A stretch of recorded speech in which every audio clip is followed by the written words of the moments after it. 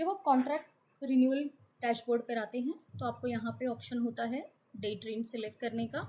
अगर आप customer wise data select करना चाहते हैं तो आप कस्टमर का फ़िल्टर यूज़ कर सकते हैं। और भी फ़िल्टर्स हैं जैसे कि category, premise type, source, sales person, area and branch.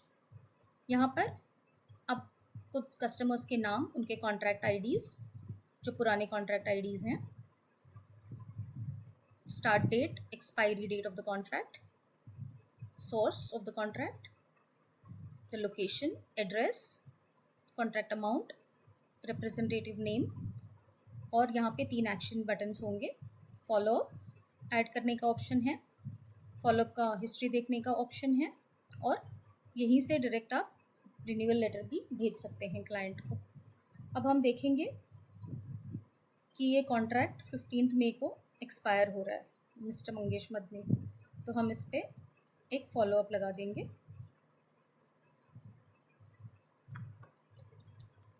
यहाँ पे हम नोट डालेंगे, जो भी आपको रिन्यूअल के लिए नोट डालना है आप यहाँ पे उसको एंटर कर सकते हैं।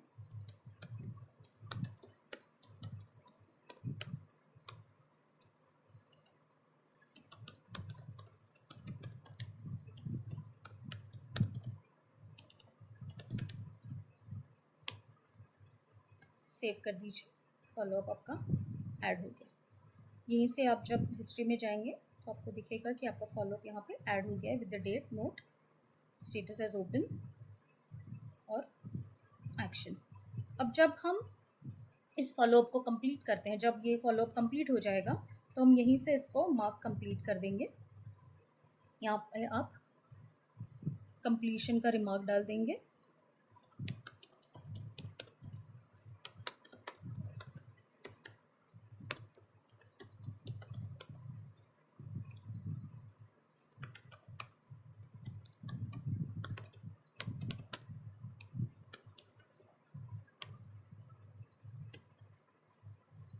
आपका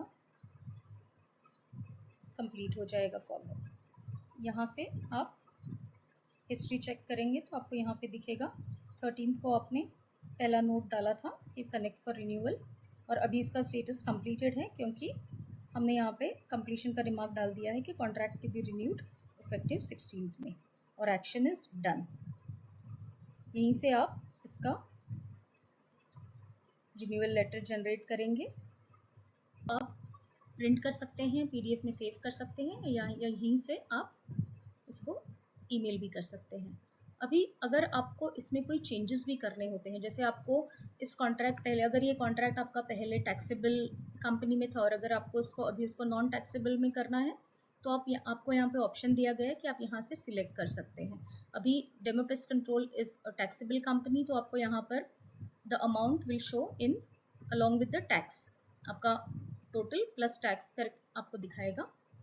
वेरेज अगर आप इसको एज नॉन टैक्सेबल सिलेक्ट करेंगे तो वो आपको पूछेगा the currently selected company is taxable, switching to second demo company which is non taxable, GST will be removed. You want to continue, आप येस अप्लाई पे क्लिक करेंगे तो आप यहाँ देखोगे कि सिर्फ बेसिक उनका जो सब टोटल है वो दिखाएगा, टैक्स नहीं दिखाएगा। सो दिस इज़ हाउ आप इसको अगर चेंज करना चाहते हैं तो आप यहीं से कर सकते हैं।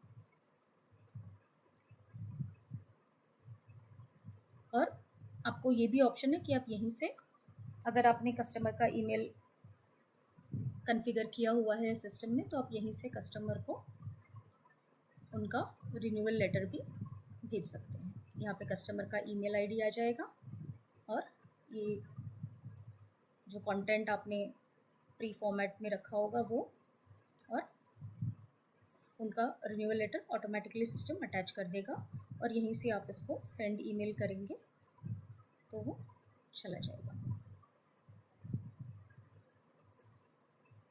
This is how your contract renewal dashboard will look like, and this is how you will use it. Also, आप यहाँ से इस रिपोर्ट को एक्सेल में एक्सपोर्ट भी कर सकते हैं। Thank you. जब आप ये कस्टमर रिकॉर्ड को यहाँ से ओपन करते हैं तो ये आपको एडिट कॉन्ट्रैक्ट पेज पर लेकर जाएगा। यहाँ पे जब आप फॉलोअप सेक्शंस में आएंगे तो आपको यहाँ पे दिख जाएगा कि फॉलोअप का date, note, status, completion date, remark और फॉलोअप डन बाय आपको यहाँ पे ऑटोमेटिकली कैप्चर हो जाएगा। यहाँ पे आप ओपन करके देखेंगे तो आपको ऐसा दिखाएगा कि आप फॉलोअप का date, note, status, completion date, remark, follow up किसने किया था और फॉलोअप ओनर जो इनिशियल क्रिएटर है वो, और जिन्होंने फॉलोअप डन किया है उनका नाम यहाँ पे कैप्चर होगा। आप यहीं से आपको अगर कुछ भी चेंजेस करने हैं नाम में तो आप ड्रॉप डाउन से यहाँ पे चेंजेस